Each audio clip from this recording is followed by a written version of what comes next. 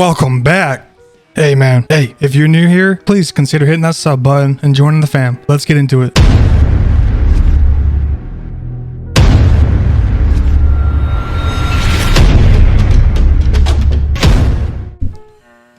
Are you a clean player like me that got Shadowban? Are you a sweaty sweat whose profile was just reported way too many times? Or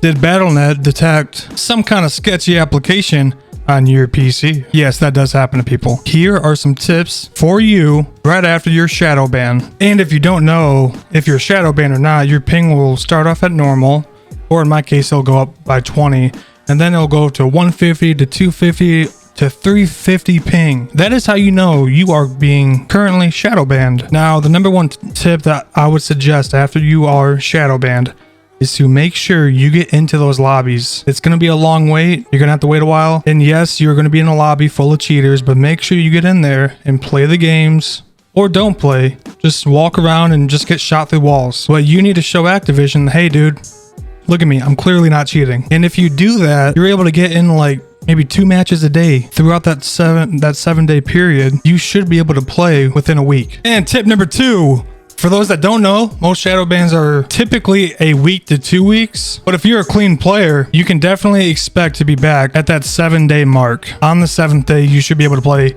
Call of Duty again. And tip number 3, understand that installing a fresh Windows / re-downloading Warzone will not get you unshadowbanned, unfortunately. However, this may be a good idea to install a clean, fresh Windows, so that way you know for a fact that you have no programs on your computer that may be causing this issue. And number 4, I can definitely tell you this one personally, don't even waste your time contacting Activision, okay? They have way too many issues, and they don't even acknowledge that the whole Shadowban thing even exists. Whenever I contacted them, they just told me to check my internet connection. Then they said that they would get back to me, and they never did. So by the time they actually did get back to me asking for what the issues were, again, when I already told them, my Shadowban wait period was already over. So it didn't matter.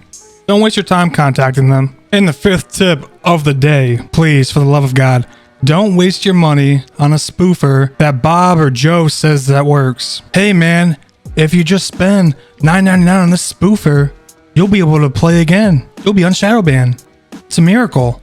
Nah, man. So I thought it would be good to try these out because I was a victim of this, and I didn't pay for all of them. A couple of them were free, but I tried a total of 4 spoofers, and none of them worked for me. Now, if you don't know what a spoofer is, it kind of, I believe it changes your hardware ID number, because that's your hardware ID number is tied into the whole Shadowban thing with your IP and all these other things. So I wanted to try it just to see if it would work, and no, none of them worked. It was a waste. Unfortunately, you just have to accept that you're going to be out of the game for probably a week. There are very few workarounds unless you have a 2 PC setup like I do. Now, this is super important. After your Shadowban is over and you're finally able to load into a normal game with normal matchmaking, please go easy for a day or 2. If you're a sweat, don't be a sweat. Don't drink your G Fuel that day because you want to stay under the radar. You don't want to get reported again, because the amount of reports that it takes to make someone Shadowban, I believe it's cutting down to half. If not half, it might even be lower. And I'm not sure how long you have to be cautious for. I would assume probably at least a week, because you really don't want your account to get flagged again. Which that's essentially what the Shadowban is. It's when your account gets flagged. I don't know, man. Just because it's just because it's over doesn't mean they aren't still watching you. They aren't still observing your numbers. That's what it comes down to. Manual review Dave, he's back there looking at the numbers. All right, guys, those are just my Shadowban tips I thought I would share. Definitely all from what I've experienced in that whole process. If you guys do have any questions, make sure you drop them down below. I'll try to get back to everybody that I can. Yeah, I don't know. I mean, I hope you enjoyed the video. I'll catch you later.